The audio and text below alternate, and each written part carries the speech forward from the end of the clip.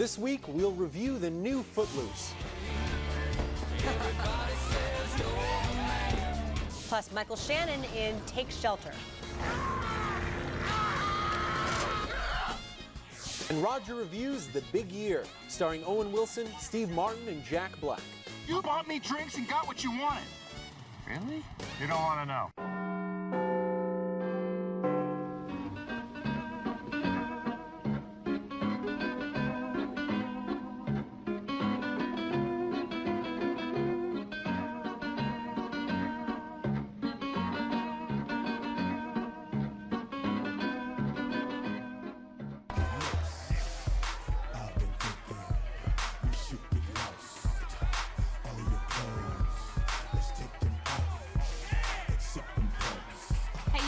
Let's go.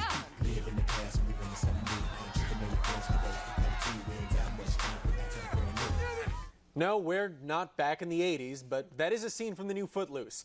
Hi, I'm Ignatiy Vishnevetsky of Movie.com. And I'm Christy, Lemire of the Associated Press. We're starting off this week with a remake of the 1984 classic that made Kevin Bacon a superstar. Director Craig Brewer's film is very faithful to the original, about a bad boy from the big city who moves to a small town and just wants to dance. Come on, is that so wrong? Kenny Wormald's taken over in the starring role as Ren McCormick.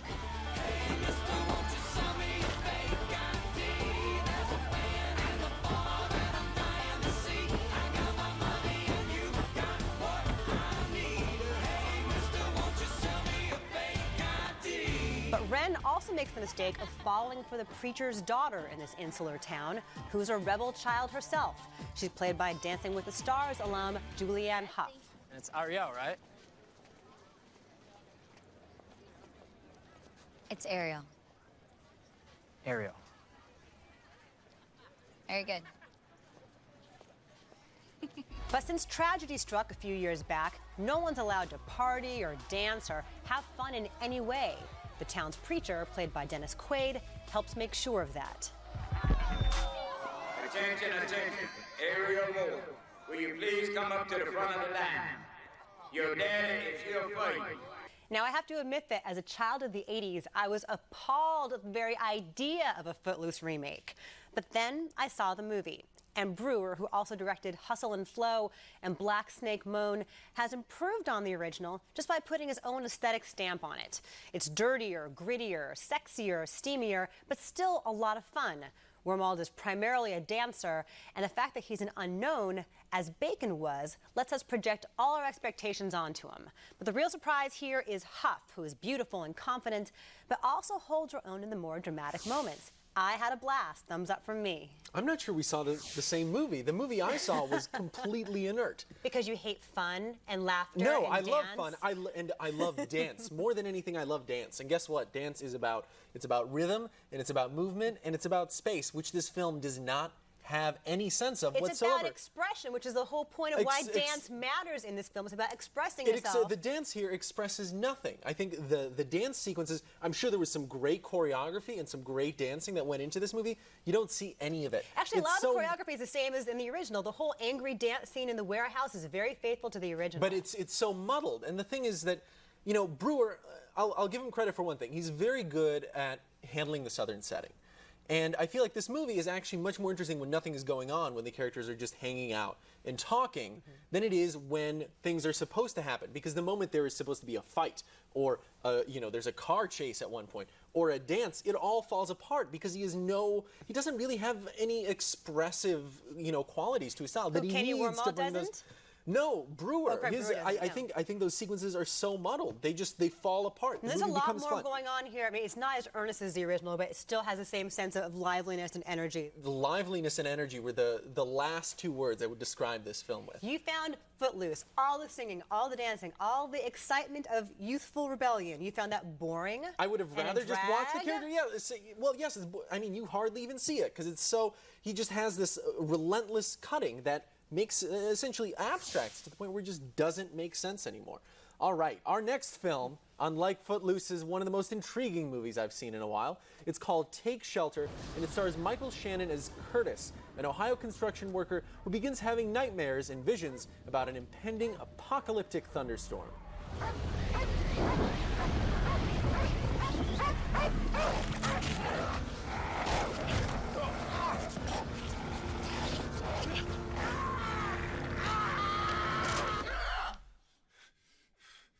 Curtis has a family history of mental illness, and while he wants to seek treatment, he also wants to keep his problems a secret from his wife and friends. Soon, though, he starts having trouble separating his real life from his hallucinations, and finds himself spending more and more time working on the tornado shelter in his backyard. I got a home improvement loan from the bank.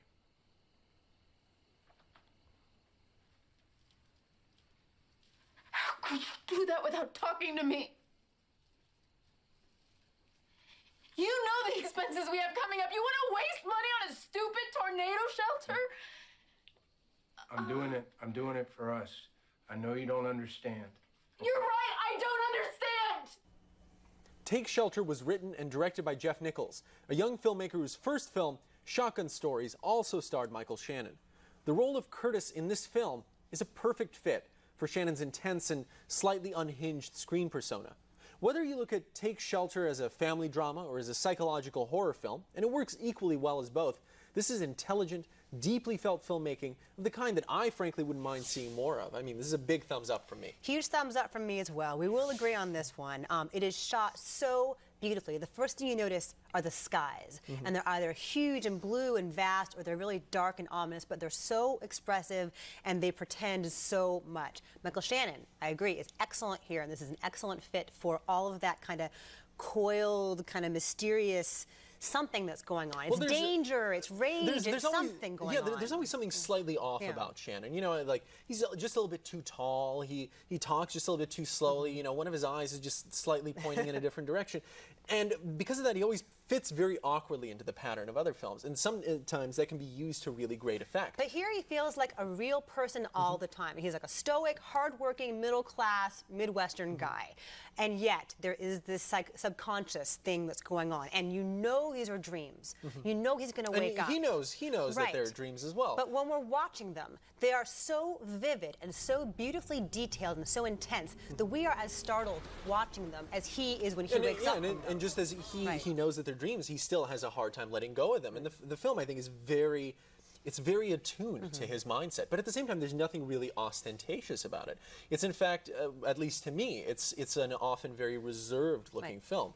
And that's kind of part of its beauty. And just startled watching them as he is when he wakes up. And just as he knows that they're dreams, he still has a hard time letting go of them. And the film, I think, is very attuned to his mindset. But at the same time, there's nothing really ostentatious about it. It's, in fact, at least to me, it's an often very reserved-looking film. And that's kind of part of its beauty. And Jessica Chastain, we mentioned real fast, is excellent in her role. It could have been just a quiet, supportive role. She finds great subtlety in it and great grace. So this is an excellent, excellent film. Okay, our next movie is the French comedy The Women on the Sixth Floor. It stars Fabrice Lucchini as Jean-Louis, a bourgeois stockbroker in 1960s Paris. He has a socialite wife and two bratty kids in boarding school. When they part ways with the family's longtime maid, a vibrant and beautiful young No. El jamón. Se dice con la J. Jamón. Con la J. Comme la rota. But Maria ends up being a guide to a world Jean-Louis never knew existed. It seems all the neighborhood maids live right above him in his building. Women who fled Franco's Spain to make a living serving... No. El jamón. Se dice con la J. Jamón. Con la J. Comme la rota. But Maria ends up being a guide to a world Jean-Louis never knew existed. It seems all the neighborhood maids live right above him in his building. Women who fled Franco's Spain to make a living serving others in Paris.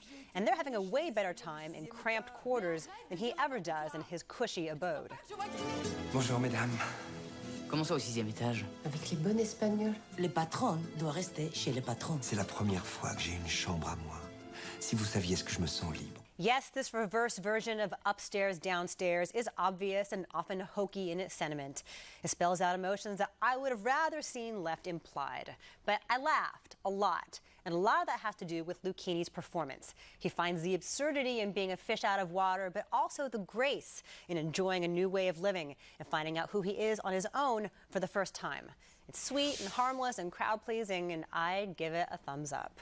You know, it's a pretty looking movie. The actors are all good. It's, you know, well made, as we say, but it left a really sour, balding, paunchy French No, stockbroker. but I guess that and it part never of it never considers her perspective. No, I guess part of it too is that she's trying to do the best that she can for her son, and this is a life that she never looked for herself either. I mean, they're cute together. they're cute. They're opposites. They're cute together. You know, as you said, it's a movie that's largely inoffensive. I find it hard to say hate it, but I don't like it at the same time. Yeah. And I think it partially is just that imbalance, and the fact that it exoticizes her to such a degree that she starts out as the movie as a character, but towards the end, I think she just becomes an object. It romanticizes the whole idea of these women. I mean, they're all essentially interchangeable, but they are a metaphor for his freedom. There you go. Coming up next, Ignatiy and I latch on to the human centipede too. This isn't right, Martin. What you're doing is wrong. But first, here's a look at movies now in theaters.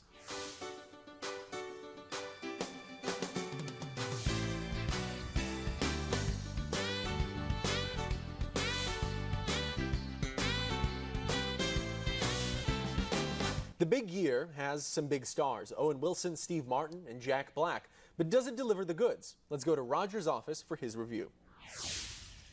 I had no idea there was such a thing as competitive bird watching, but the big year assures us that there is. This is Bill Curtis speaking for Roger Ebert.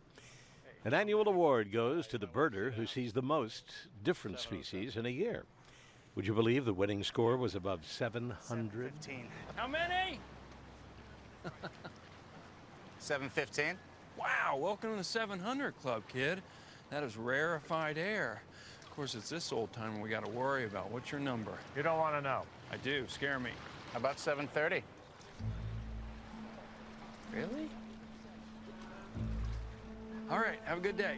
The big year stars Owen Wilson as the defending champion and Jack Black and Steve Martin, who won a sprinkled salt on his tail. You think he lets anything slow him down? I made work my priority and I missed the boat. You got your feelings hurt and you almost quit. No more, Brad. Think like him, act like him. One of us has to beat this SOB. Yeah. Yeah! Wilson plays his usual smooth-talking master of one-upsmanship. Seasickness? I feel for you. That's the worst. These usually help. Yeah, some people say they're just a placebo. Who knows? Oh, here we go. Cod liver oil. Tracks birds like honey, but smells like fried cat puke. Sorry, I should have said puke. Won't bother me. Lost my sense of smell in a chem lab explosion years ago. That's lucky. They spend all of their time frantically chasing down rumors of rare bird sightings in remote locations. The comedy involves Owen Wilson's dirty tricks, camaraderie among the others, and a great many peculiar birders. Took off, headed north, probably being Iceland by Friday. Boy, she was a beaut, too. Hey, is that a calliope? Nah. Sorry to disappoint you, boys. Again. There's some great bird photography here. I wish there had been more. I think I may have seen Jack Black falling down enough for one lifetime. This is my year. I'm gonna make my mark. The movie is getting the enthusiastic support of the Audubon Society and has an innocence and charm that will make it appealing for families, especially those who have had enough whales and dolphins for the year. Thumbs up. Thanks, Roger. Next up is the latest film from Spanish master Pedro Almodovar, The Skin I Live In, which I've had the chance to see because it opened in Los Angeles, but Ignatiy here in Chicago has not, sadly, so you get my review. Antonio Banderas made his name starring in Almodovar movies, and he teams up with the director for the first time in 2 decades, playing a renowned plastic surgeon trying to create a stronger kind of skin. He takes captive a young woman named Vera as his guinea pig.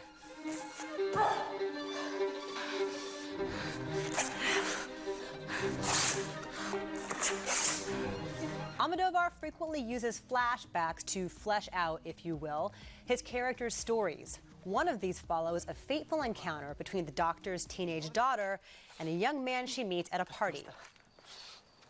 Puesta. Que si te has metido pastillas. Ah, sí.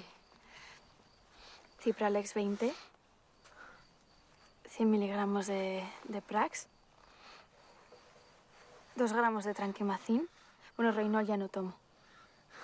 Hay lírica, claro, eso.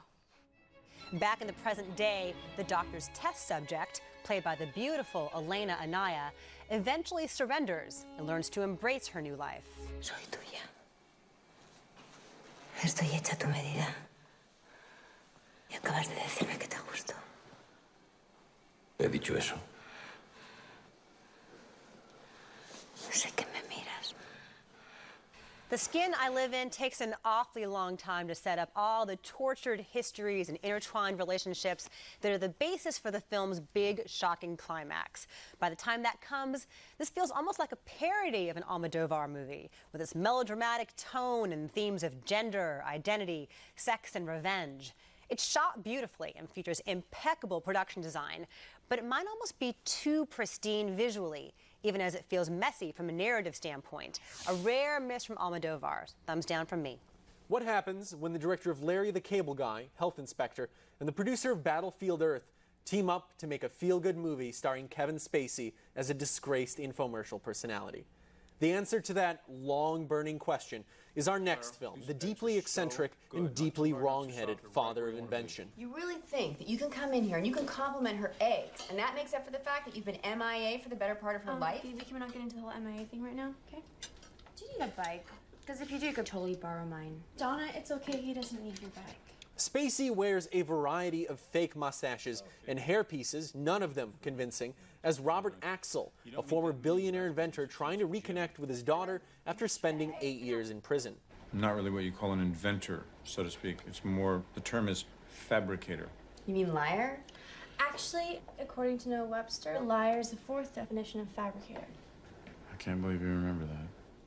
Well, what's the first? Well, the first definition is someone who creates by combining existing, very often diverse, standardized parts and brings them together.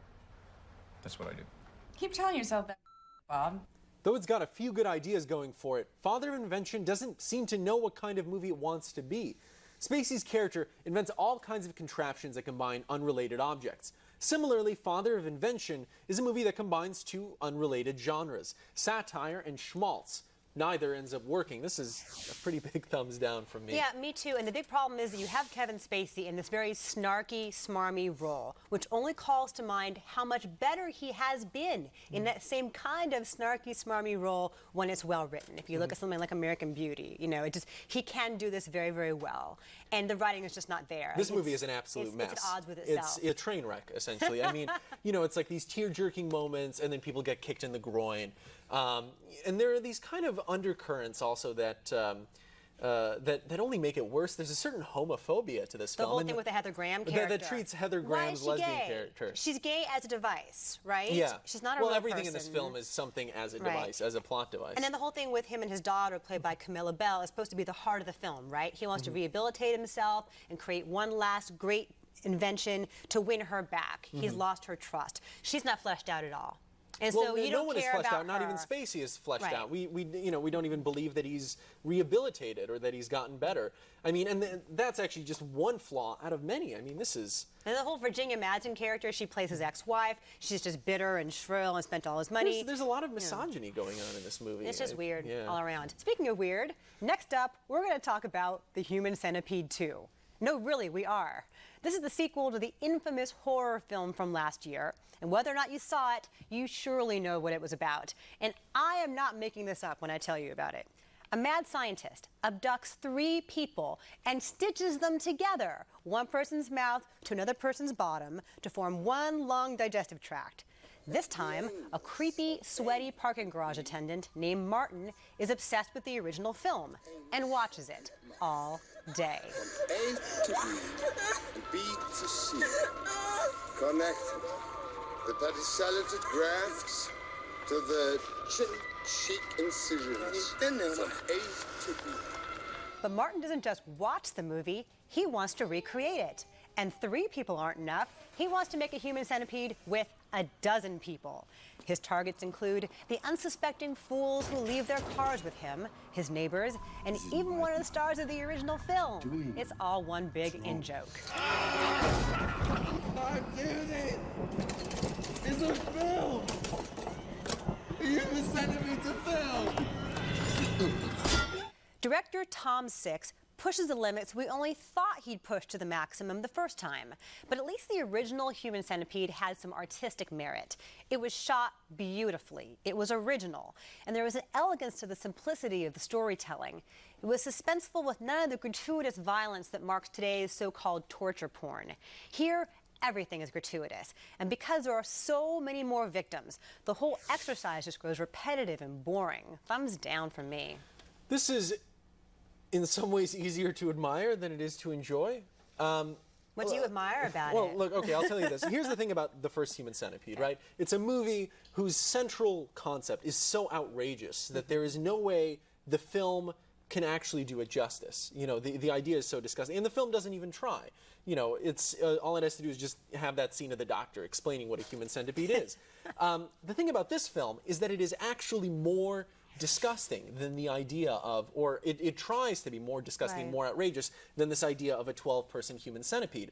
And, you know, I admire, I guess, Tom Six's guts in a way. That's like the one bodily fluid that you don't really see in the movie is guts. But I don't know what the point is, right? I mean, in the first movie, there is some vague nobility to the doctor's plan, right? He's trying to create a medical breakthrough. This guy's just depraved. Well, I think that's the point, is to make a film that is as absolutely as horrifying as can be, but the thing is that it ends up being really joyless. It's just really an exercise in gore. And I like, you know, violent, gory films sometimes, especially when they're playful about it. When it's, you know, something like Street Trash, or, you know, a very recent example that you didn't like, but I liked, How About with a Shotgun? But this feels, it's almost like an academic exercise. It's kind of a dull movie. Yeah, and the fact that the guy does not say a single word, right? Martin just sort of grunts and squeals here and there doesn't help at all. Like the fact that he's a cipher doesn't in any way justify his actions. I think it's part of Six's design, but I think just the design it's a failure. Is it that he wants to show horror fans, look, you wanted me to push it, here you go? Is that all I think that's what he's trying to do. But the thing is that the result is, it's by design absolutely no good. It's a boring, you know, grimy movie, and that's what you get. And now we'd like to take a moment to rewind back to the summer, as there were a couple of must-see movies that we didn't get to review. I can't think of any movie in recent months that has moved me, fascinated me, or entertained me as much as Mysteries of Lisbon. The plot doesn't exactly lend itself to an easy summary, but it all starts with a teenage boy in 19th century Portugal wondering about his origins. Às vezes os outros perguntavam-me se eu era filho do Padre Denis. Eu não sabia responder-lhes. Todos tinham apelidos. 4, 5, mais até. Eu era só João. From there, Mysteries of Lisbon unfurls into a head-spinning series of disguises, closely guarded secrets, and flashbacks within flashbacks within flashbacks. The director of this epic, playful costume drama is the great Raul Ruiz. Ruiz passed away unexpectedly this August, making Mysteries of Lisbon the last film he completed during his lifetime. He's one of those directors everyone should try. He made over 110 movies, everything from head-scratching puzzle films to kids' movies to dance documentaries to thrillers, and he worked all over the world. I guarantee that whoever you are, there is a Raul Ruiz movie out there that you will love. And I can't think of a better introduction to the world of this strange and brilliant artist than this movie. It's in limited release, so you really have to look for it, but we'll let you know when it comes out on DVD. And just to let you know, it is 4.5 hours long, but it's got enough plot for at least 30 movies. My pick is not 4 hours long. It's Bellflower. It's an ultra-low-budget romance that suggests that getting your heart broken feels like the apocalypse. Evan Glodell wrote, directed, and stars as Woodrow, who falls in love with an impossibly cool girl he meets at a bar. This takes time away from building muscle cars and flamethrowers with his best friend, played by a hugely charismatic Tyler Dawson. All right, here goes.